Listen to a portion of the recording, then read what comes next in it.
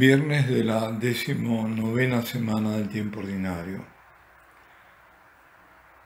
Lectura del Santo Evangelio según San Mateo.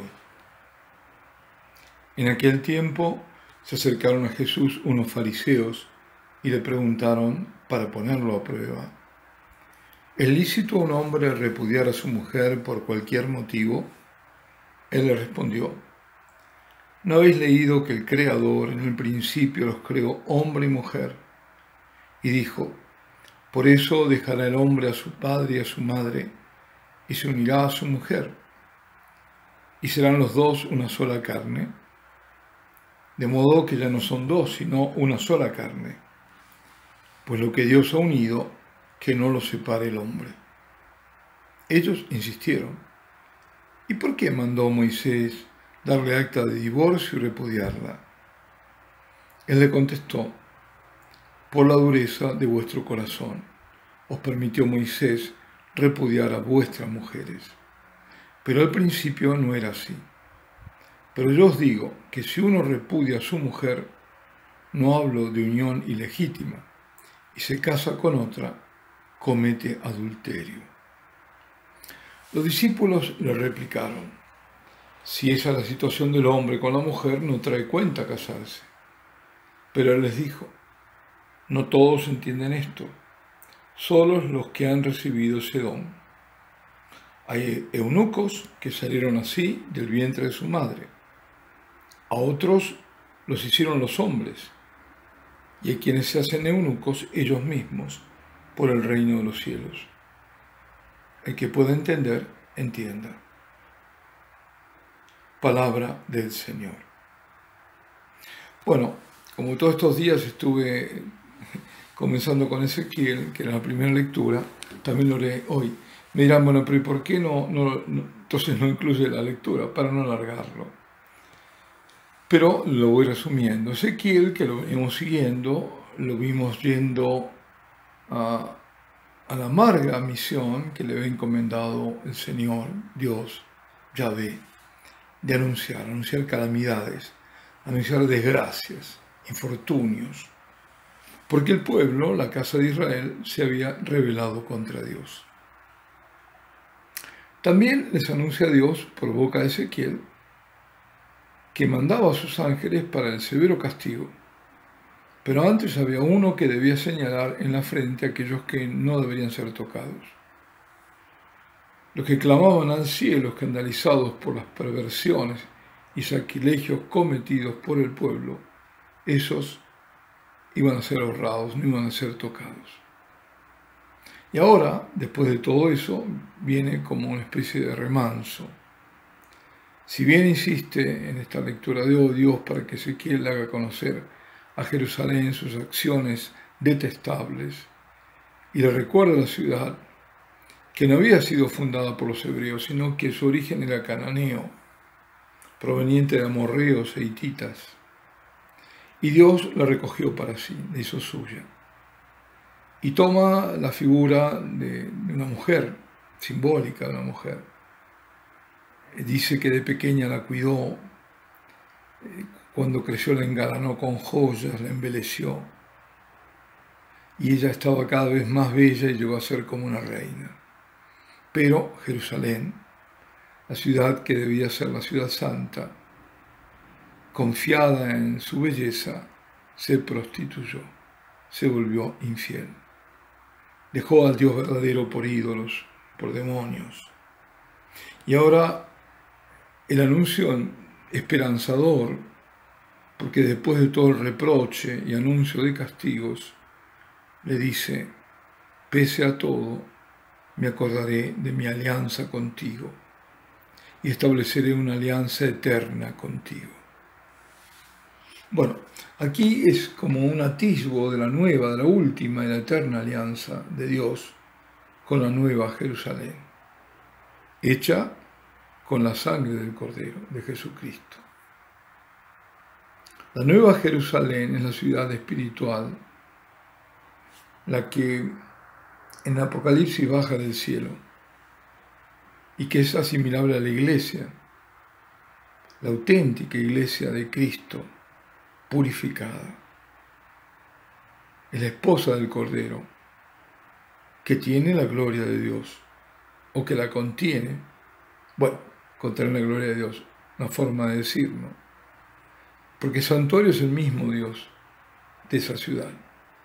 Y la ciudad dice que es iluminada por la gloria de Dios y su lámpara es el Cordero. Es decir, toda luz viene de Dios, toda verdad, no hay contaminación, no hay falsas luces, sino que Dios mismo ilumina con su verdad, con la única verdad.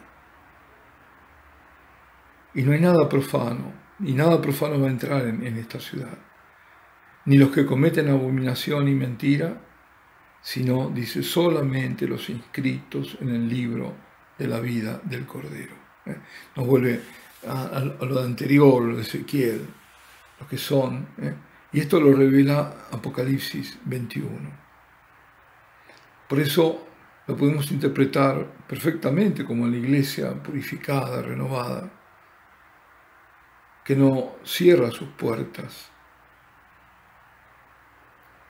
donde habita el Señor, la Eucaristía, que es la nueva y eterna alianza prometida. Ahí está la alianza, es la Eucaristía. Y esta es la iglesia que adora la Eucaristía, de día y de noche. Y esta es la profecía para nuestro tiempo, lo que vendrá. Después de todo lo que ha de venir también, que es la purificación de la iglesia y que de ahí parte todo, y luego la de todo el mundo, vendrá eso, ese tiempo nuevo, ese cielo nuevo, esa tierra nueva, esa nueva Jerusalén, Dios que habita entre nosotros. La nueva Jerusalén, la de la alianza eterna, es la iglesia que cumple y hace cumplir los mandamientos de Dios. Miremos, por ejemplo, ahora para conectarnos, ¿no?, con el Evangelio que fue proclamado. Y fijémonos qué treta utilizan los fariseos. El divorcio. O sea, el repudio a la mujer de parte del hombre. Y lo usan como señuelo. ¿Por qué? Porque lo justifican. Como diciendo, bueno, si estás en contra de esto, estás en contra de Moisés. Por lo tanto, eres un blasfemo, eres un herético. Ellos, justamente ellos. Entonces, esto nos puede traer al día de hoy, ¿no? Cómo se está usando el divorcio católico. Son los que le hacen descuentos a la ley. Porque no les importa a Dios, sino sus conveniencias. Pero clarísimo es el Señor. Dios, dice, los creó hombre y mujer, y no hay más. Señores perversos, ideólogos de género, no hay más. Hombre y mujer. Y Dios los une y hace de ellos una sola carne. Y si uno se divorcia, sigue diciendo muy claramente Jesús, y se casa con otra, comete adulterio. Exceptúa la unión ilegítima, es decir, si estaban unidos quienes no debían estarlo. Por ejemplo, el incesto. Si había incesto, si la unión era incestuosa o de parientes muy próximos, que estaba prohibida. La palabra que usa en griego, que se usa ahí, es porneia, el término usado. Esa unión ilegítima, que se lo suele traducir como fornicación. Es decir, una unión no verdaderamente matrimonial. No se trata de adulterio, no es que se ha casado con una adúltera, entonces esa es la unión ilegítima, no. No, porque si la mujer era una adúltera, no era el acta de repudio la que le correspondía, sino la lapidación. En fin, queda claro que no hay excepciones a lo que dijo el Señor fuera de ese caso, es decir, de incesto, de fornicación. Ahora me dirán, ¿pero qué pasa cuando la iglesia anula un matrimonio? Pues que la iglesia no anula ningún matrimonio, no tiene potestad para anular ningún matrimonio. Sino que, y esto es algo muy diferente, puede declarar la nulidad es una cosa muy distinta. Es decir, que ese matrimonio no fue hecho, no existió en la realidad. Porque si existió, no hay poder en la tierra que lo pueda anular, ¿eh? Nadie. Si es un matrimonio rato y consumado, según los canonistas, no es posible disolución alguna. Entonces, hay anulaciones. Mejor dicho, hay declaraciones de nulidad. No hubo, pero no hay anulaciones. Bueno, y remata el Señor este pasaje del Evangelio con la justificación del celibato, donde dice, pero ¿dónde dice la Iglesia? ¿Dónde habla del celibato? Aquí, clarísimo, más claro imposible. Hay eunucos que salieron así del vientre de su madre. A otros los hicieron los hombres, los castraron. Otros dice castrados.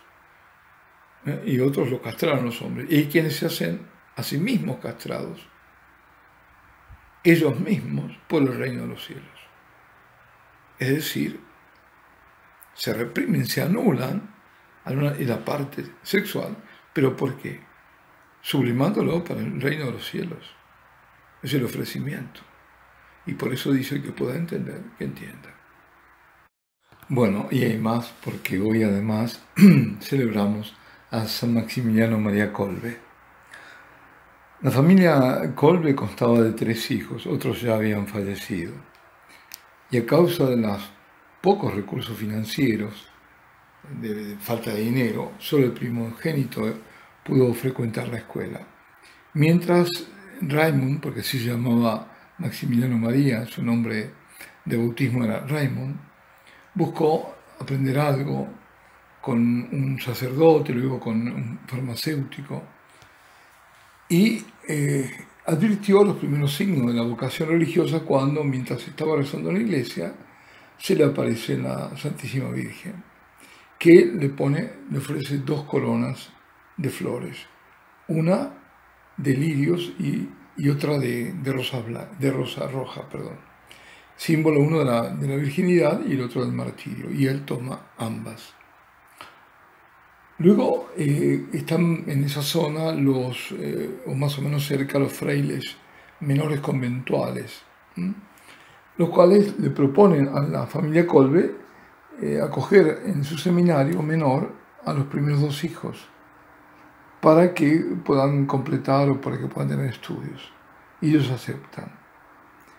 Y Francisco, que era el otro hermano,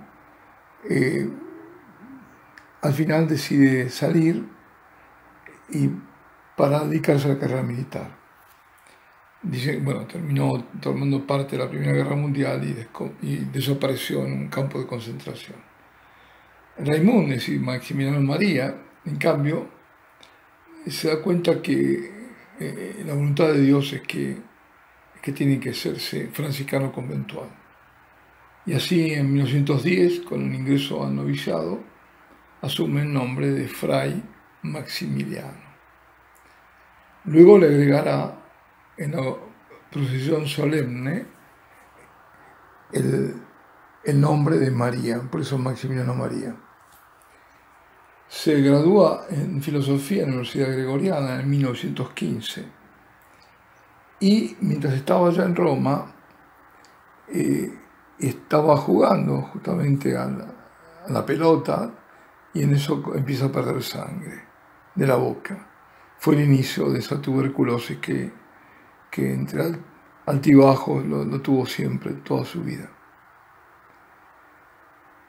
Sabía que estaba viviendo en tiempos tremendos, influenciados por el modernismo, por la masonería, y también por los totalitarismos que son los de la derecha y la izquierda, ¿no? Nazismo y comunismo.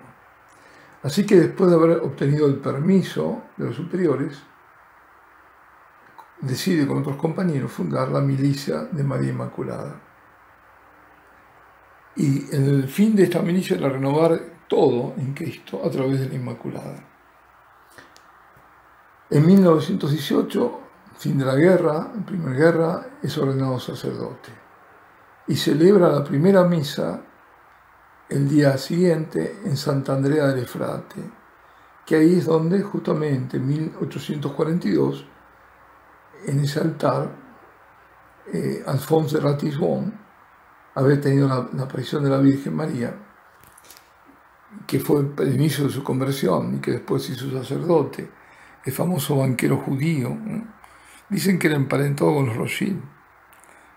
Pues la Virgen se le aparece y eso fue también una de las razones por las cuales se aprobó la medalla milagrosa, porque es debido a la medalla milagrosa. Bueno, volvemos a San Maximiliano María Kolbe. Pues entonces vuelve a Polonia, a Cracovia, y a pesar de que tuvo la más alta graduación, la más alta calificación, no se pudo dedicar a la enseñanza, a la predicación, por culpa de esa enfermedad. No podía hablar largo, ¿no? Así, por periodos largos. Entonces se dedica enteramente a la milicia de la Inmaculada y recoge adhesiones entre religiosos de su orden, profesores, estudiantes de la universidad, profesionales, incluso campesinos, todos. Se van sumando y eso va creciendo y creciendo. Y su ministerio lo va alternando también con periodos en el hospital. El padre Maximiliano María en 1922 comienza la revista El Caballero de la Inmaculada.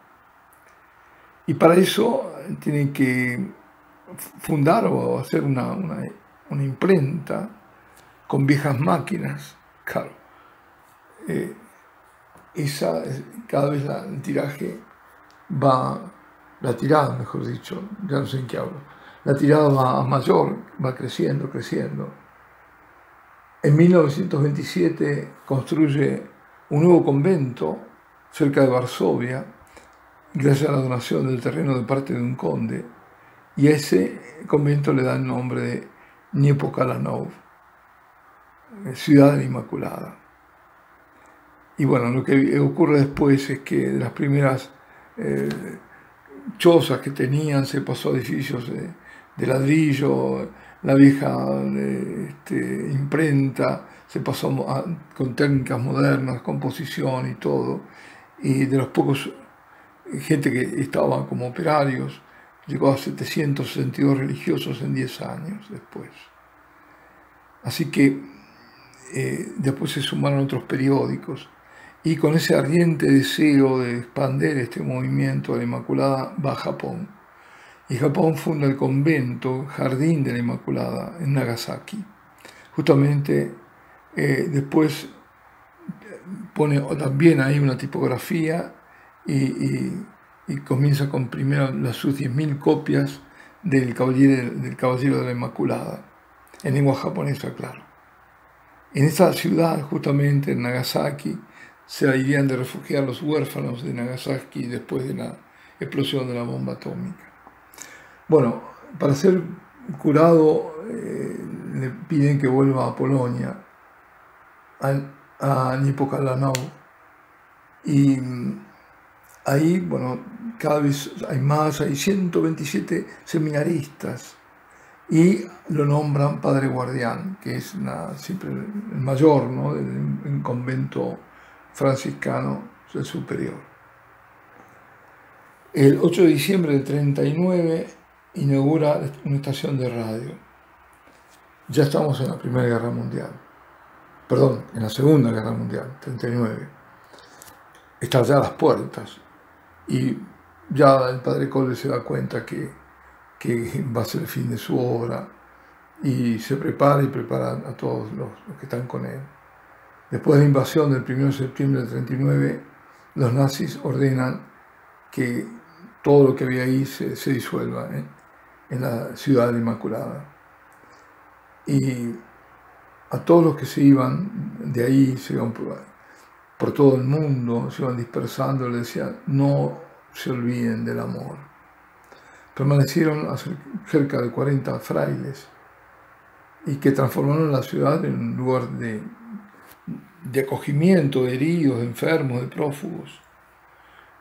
pero luego en septiembre del 39 los alemanes deportan ese pequeño grupo que había quedado y los mandan al campo de concentración, que después inesperadamente son liberados un 8 de diciembre, ¿no?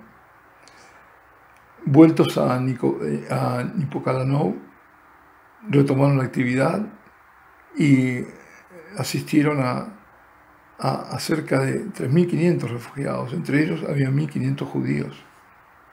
Los refugiados, eso duró poco porque después fueron dispersados o capturados.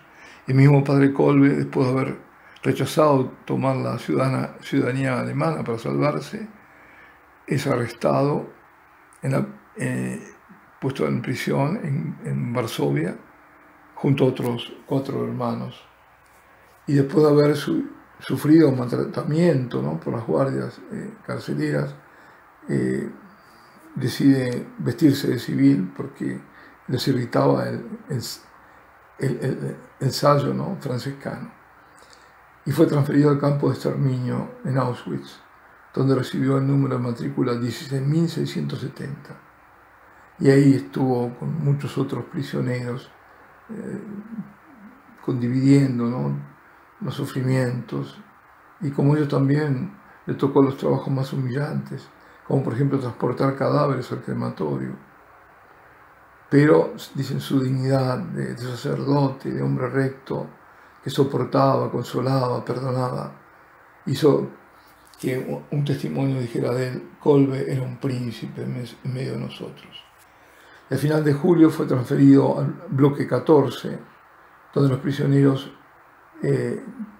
se dedicaban a tareas del campo, y uno de ellos logró huir. Y según esa inexorable ley del campo de concentración, 10 prisioneros debían ser destinados al búnker del hambre, a morir de hambre. Eran el bloque 13, condenados a morir sin tomar ningún alimento, nada. Y padre Kolbe es cuando ahí se ofrecen a cambio de otro polaco, diciendo que ese hombre era padre de familia, militar del ejército polaco, y declara ser sacerdote católico. Bueno, ahí, claro, la desesperación de todos que se iban muriendo, encerrados en los búnker, era realmente atenuada, transformada en oración común, porque la dirigía el padre Kolbe. Y así de a poco se fueron resignando a su suerte y murieron uno tras otro, mientras esas voces orantes se reducían ya a un susurro. Después de 14 días, el 14 de agosto de 1941, quedaban aún 4 en vida, pero entre ellos, claro, el padre Maximiliano María. Y a ese punto los SS decidieron que ya era demasiado y tenían que acelerar el fin, y les inyectaron una endovenosa de fenol. Y dicen que, bueno, el padre San Maximiliano Kolbe alargó el brazo pronunciando sus últimas palabras: Ave María. Al día siguiente su cuerpo fue quemado en el horno crematorio y sus cenizas se mezclaron a todos los otros condenados. Aquí sí terminamos. Alabado sea Jesucristo, sea por siempre bendito y alabado.